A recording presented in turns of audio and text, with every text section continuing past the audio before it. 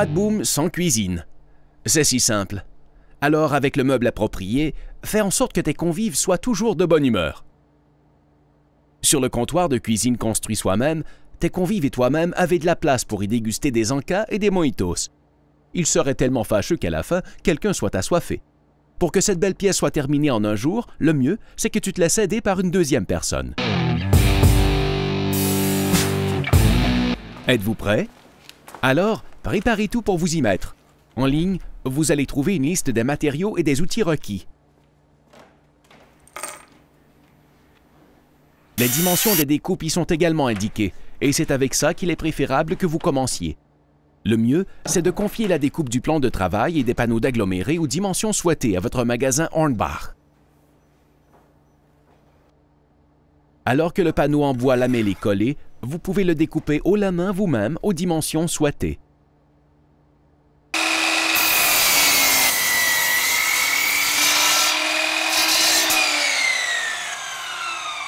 Vous devez ensuite chanfreiner les bords.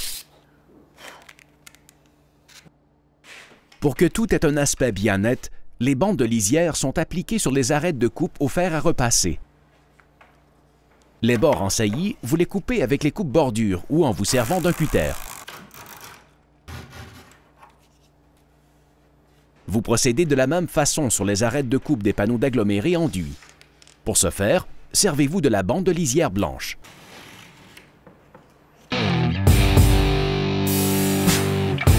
Avez-vous terminé clos les préparatifs?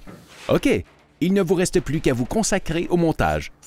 Les panneaux d'agglomérés enduits sont assemblés à l'aide de ferrures d'assemblage et de chevilles à visser de manière à former un corps. Commencez par les fraisages pour les ferrures d'assemblage au dos. À cet effet, mesurez sur les deux côtés étroits 3 trous de perçage. En haut et en bas, à chaque fois à 10 cm et une fois au milieu. Repérez vos trous de perçage avec un écart de 28 mm par rapport à l'arête extérieure. Le mieux, c'est d'utiliser un gabarit de pointage. Fraisez ensuite la dimension des ferrures en vous servant du foret Forstner de 15 mm. Toutefois, à une telle profondeur que la tête de fraisage se termine juste à fleur de la surface du panneau. Dans les champs latéraux, il faut maintenant percer les trous qui vont accueillir les chevilles à visser. Ici, il faut que vous rencontriez exactement le centre du fraisage. Pour ce faire, adoptez les dimensions qui viennent d'être indiquées. Avec le gabarit de pointage, vous marquez le milieu du champ.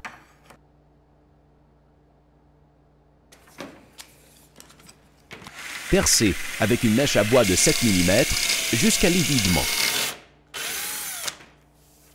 Saisissez dès maintenant une paroi latérale et reportez la position des ferrures d'assemblage. Afin que la paroi de dos et la paroi latérale s'assemblent toutes deux bien à fleur par la suite, l'écart par rapport au champ extérieur doit être de 9,5 mm. À cet effet, servez-vous de nouveau du gabarit.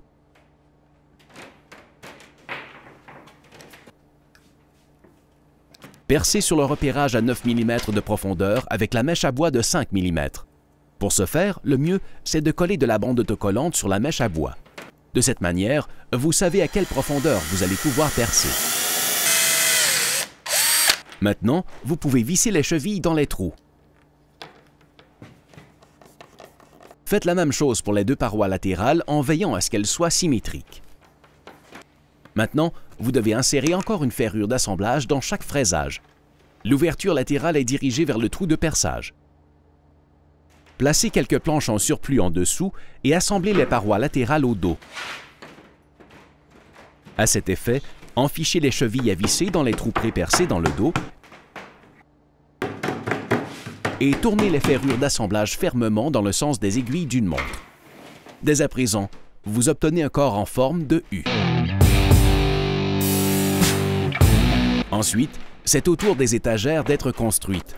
À cet effet, vous avez besoin de 2 étroites et d'une large. Commencez par les étagères étroites. Montez tout d'abord la tablette supérieure, puis l'inférieure. Pour ce faire, marquez sur les supports d'étagères à chaque fois 2 trous de perçage à 4 cm de distance par rapport aux côtés et à 9,5 mm par rapport à l'arête. Servez-vous de nouveau du gabarit de pointage. Ensuite, répercez et alésez les trous. Vissez les 2 tablettes au support d'étagère à fleur de l'arête arrière.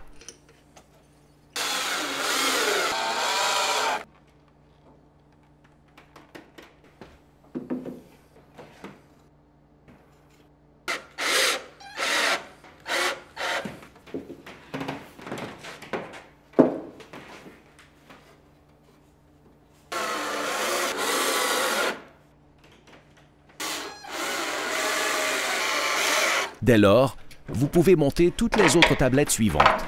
Répartissez-les en observant un écart intérieur de 13 cm. Pour ce faire, le mieux, c'est que vous vous confectionnez des écarteurs à partir de chutes de bois, ce qui vous évitera de prendre les mesures.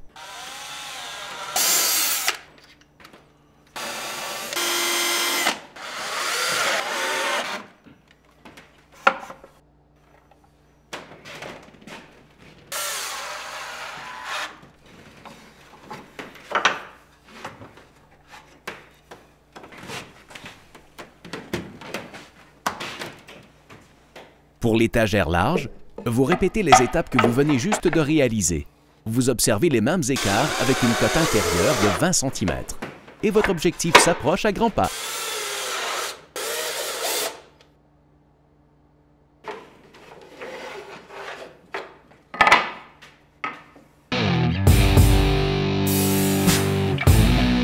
Placez les étagères terminées dans le corps.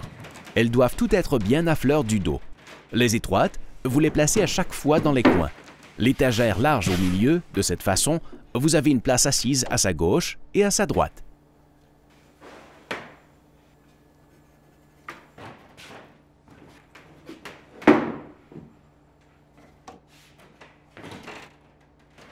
Maintenant, vous déposez le plan de travail sur la construction et vous l'orientez bien à fleur de l'arête arrière par rapport au dos. Veillez à ce qu'elle déborde uniformément sur les côtés.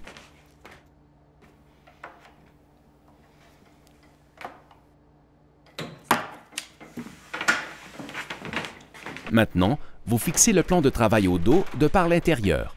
À cet effet, utilisez les cornières, à chaque fois une par paroi latérale et 4 pour le dos.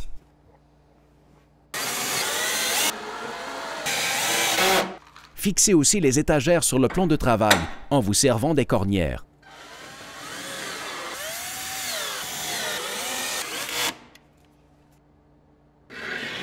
Les tablettes du bas doivent être en plus encore vissées au dos.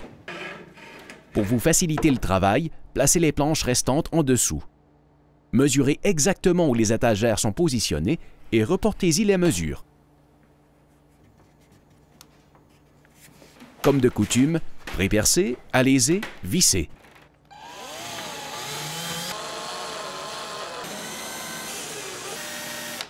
Les étagères étroites avec chaque fois 2 vis, la large avec 3 vis.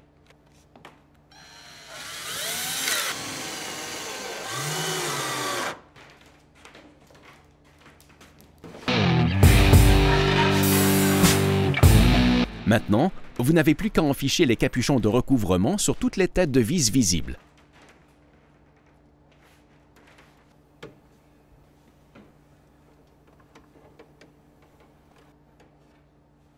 Et votre comptoir de cuisine est terminé.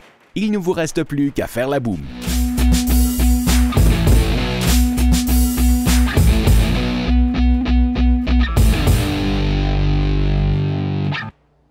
Come on, yippee, yippee, yeah.